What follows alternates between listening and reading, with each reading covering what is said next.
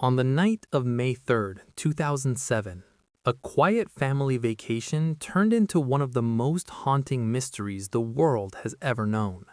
A 3-year-old girl vanished from her bed. No scream, no sign of struggle, no witnesses, just an empty space where she should have been. Within hours, police flooded a small holiday town in Praia da Luz, Portugal. Helicopters searched the coastline, volunteers combed through fields, but the little girl at the center of it all, Madeleine McCann, was already gone. And more than a decade later, the question that still chills investigators remains the same. What really happened to Madeleine McCann? Madeleine McCann was just 3 years old. She had bright blonde hair, wide green eyes, and a distinctive mark in her right eye that made her instantly recognizable. Her family described her as cheerful, curious, and full of energy. Madeleine lived in Rothley in England with her parents, Kate McCann and Jerry McCann. Both were respected doctors. To friends and neighbors, they were a normal, loving family. In April 2007, the McCanns traveled to the sunny Portuguese resort town of Praia da Luz for a relaxing holiday. They stayed at the Ocean Club Resort with a group of close friends and their children. It was supposed to be a simple getaway.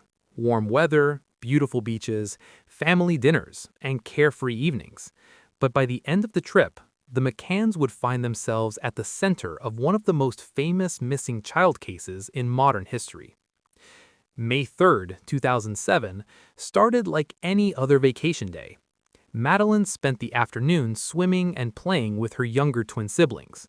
That evening, around 8:30 p.m., the McCanns met their friends for dinner at a tapas restaurant inside the resort. The restaurant was about 50 meters from their apartment. Not far, but not close enough to see inside. Inside the apartment, Madeleine and the twins were asleep. The group had a system. Every 20 to 30 minutes, one of the parents would leave the table to check on the children. At around 9:05 p.m., Jerry McCann walked back to the apartment.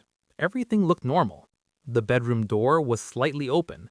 The children appeared to be sleeping peacefully.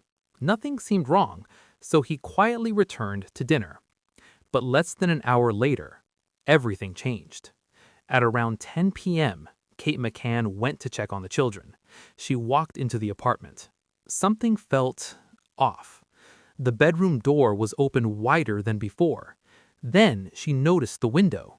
It was open. The shutters were raised. Her heart began to race. She rushed to Madeleine's bed. The blankets were pushed aside, but the bed was empty. Madeleine was gone. Kate ran back to the restaurant in panic.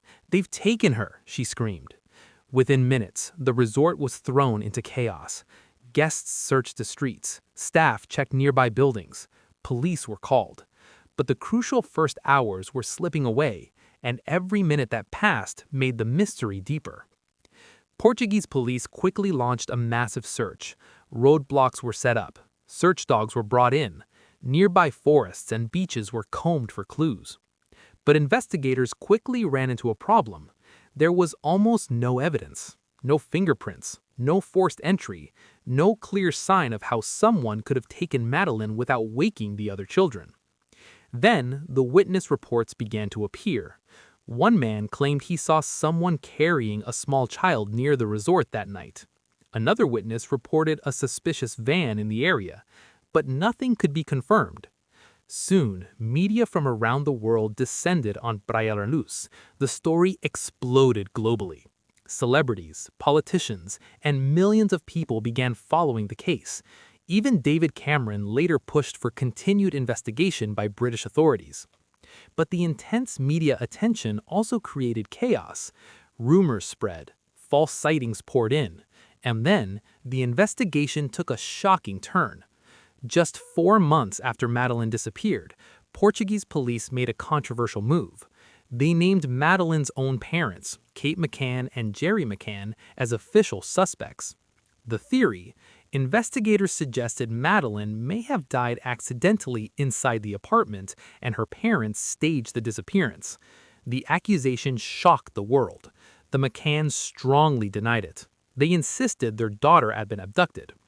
public opinion became deeply divided. Some believed the parents were hiding something. Others believed the police were desperate for answers. But after months of investigation, authorities found no evidence that the McCanns were involved. In 2008, Portuguese prosecutors officially cleared them. The case went cold, but the mystery was far from over. Years passed with little progress. Then, in 2011, British police launched a new investigation called Operation Grange. Detectives reviewed thousands of documents and leads.